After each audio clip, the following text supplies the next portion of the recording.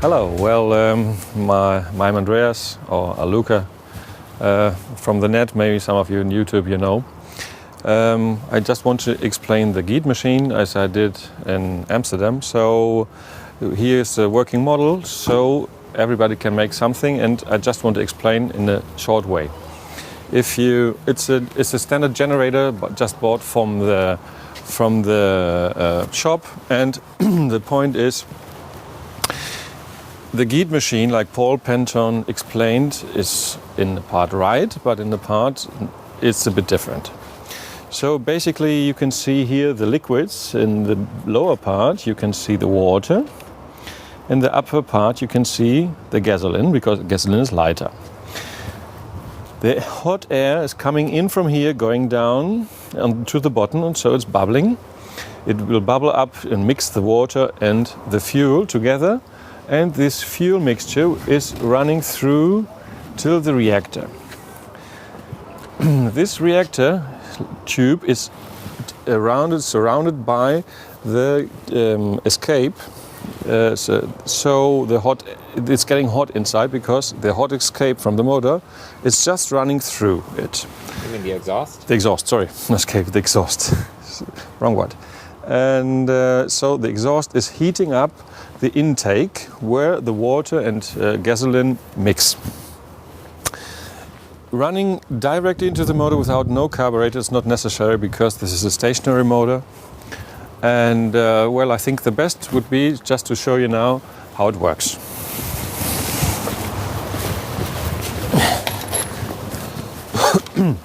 Can somebody hold it? Yes? Thank you. Oops. Open the valve and get...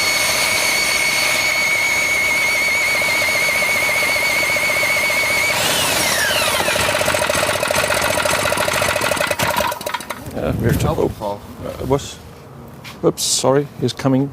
Water out. It's water, yeah. Oh, and the transport. Okay, have a try. Yes? Yep.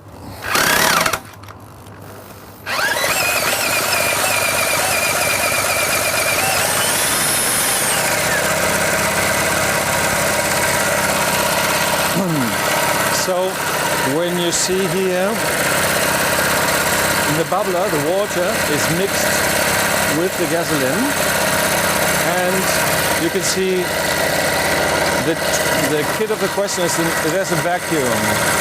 So this vacuum makes that the water evaporates at a much lower point, and this is a very, very, very easy thing. Everybody can do it, and the important thing is, if you look here, you now there's some water drops coming out because of transport, but you've got no fumes at all with contamination. So the important thing is you can drop down contamination. This is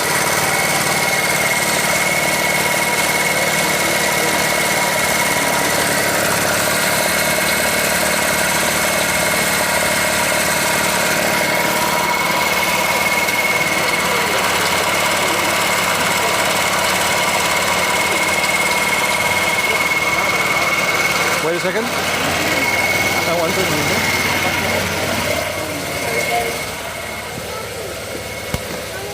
it. Lights, no.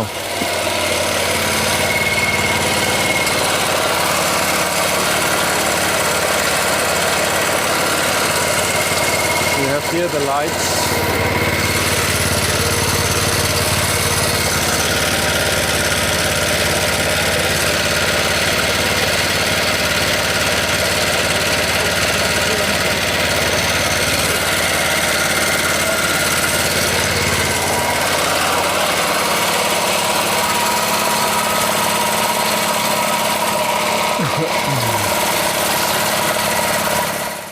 Okay. Well, what's the differences? What are the differences? First of all, we've got a very big difference in the exhaust fumes. So we measured about 0.13 or 0.3 instead of 2 of CO. So the CO went down. And the combustion, we need not 1.7 liters an hour, we need 0.3 under 2,000 watts of charge. So it's about nearly 7 times less when you melt. What is going on? Actually, you're using the heat that the exhaust generates to heat up, and all this energy is used. So it's not a free energy invention, it's just a more efficient energy. And this energy you can do with just some plumber device. Everybody can do it. Our idea is to bring it to the third world where the people are interested to, because usually in our world we just want to buy it and that's it. In the third world, I had cards from India and from other places. They are very interested in, because the water pumps they're running their field and they're flooding their fields to make rice. And the pollution is a very big issue, because you have all the smoke on the fields. And the other big issue is that you have not enough money, because for somebody in the third world to pay 17 liters or to pay 3 liters is a big difference. The other interesting thing is the motor does not get hot at all. I can still touch it, and usually I would get burned. I am not, and this is just because it's the more efficiency, it's the heat. You use the heat to make it. How? In a normal motor, you have a big explosion to push down the piston. So the piston goes down, and because of the explosion creates heat. Here inside, we've got a little explosion, and we've got vapor going inside the piston. If you put hot vapor inside the piston and the piston rises, in the moment of the hottest compression, you've got some water drops on the piston. Then the ignition starts, and the little bit of fuel makes that at 900 degree warmness the water turns to 2000 nearby. That makes immediately that the water turns steam. Steam has a very high pressure grade. It's the energy is 2088. So at 100 degree, imagine at 2000. And the steam is not making an explosion. Steam making an expansion. So what's the difference? In 2 words. The usual motor uses gas for doing explosion, and we are using gas to make a little explosion with a big expansion. This is the big difference. If you make the expansion, the motor cools down, you have no toxic fumes, or less toxic fumes at least, and you can solve a lot of energy problems in the world with just 3 or 4 parts of plumbery. And that's all the secret. There's nothing else. There's no magnetic field. You don't have to put it north-south anywhere. You don't have to pray mumbo jumbo. It's just working, and so everybody can do it anywhere. Now, are you giving out plans that? Yes, all the plans. Yes, all the plans you can find on hydronica.blogspot.com, or if you look in YouTube, there you can see the videos in Aluka 1603 in the channel Aluka, A-L-U-K-A 1603 on YouTube, where I put everything open, because I think this is something everybody should know, and it's just my little bit to change the world. Now, how much did it cost to make this modification to this off-the-shelf generator? The modification is 1 to 3 tubes of plumbery and 2 little tees. It could be about $15 or $20, not more. So I assume you see this also applicable for a car and all of that. Yes and no. The principle is applicable for a car. The principle of making a little explosion with the water expansion is the same principle. Especially now we are doing this on a very big, huge truck. To make, we will go around the world. It's a new project on a diesel truck. What do? We put some hot steam. It is important. This is hot steam, not cool water, in the machine, so you have no cracking of the metal parts. In some racing cars, they try to put water injection, but this cools down the metal immediately and has thermal problems with cracking. As the steam here is already very hot, about 250 to 300 degrees, so you have no thermal problems, and the water gets all the energy to the piston where you need it for the later expansion. So yeah, there's no loss of energy, and this is why it's so efficient. And so you are currently modifying a truck, is that?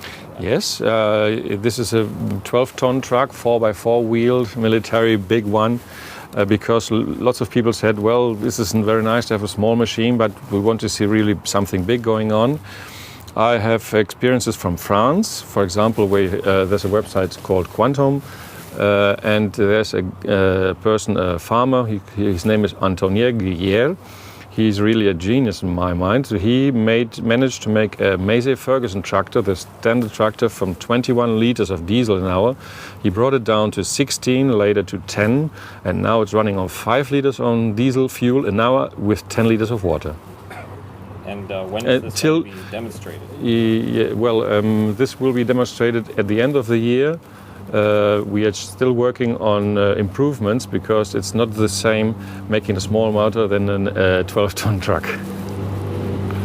So this is applicable to all the others. On the website there are other plans you can download for free, obviously, and you can change it if the law permits it in your country, because in some countries it's not permitted. So, make the world a bit less polluted and use less gas.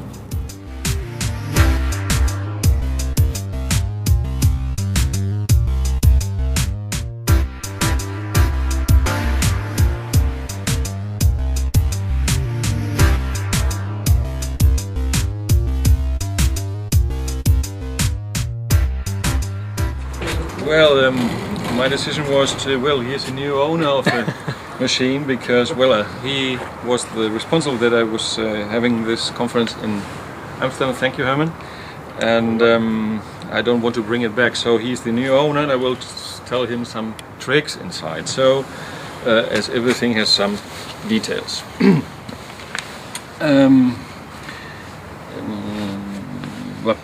Come on. Now, this is the input.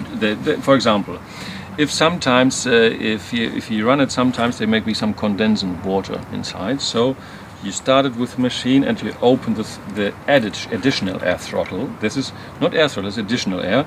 Open it to get rid of condensed water. You leave it usually it's just a half turn open on middle. Don't push the liquid higher than this, because if liquid goes direct into the machine, you have liquid in the cylinder. It only has to be gas, you know. If you see that liquid is going to, stop the machine, because if not, you will have a problem with this. I guess you can break the. Yeah, right. You can break the pleuel. How do you say this? The piston and the rods and the camshaft. Well, okay. It always has to be gas. So there has to be no liquid over here. If you put it too high, bad. The important point is, in the air we are sucking into the motor is preheated. Why?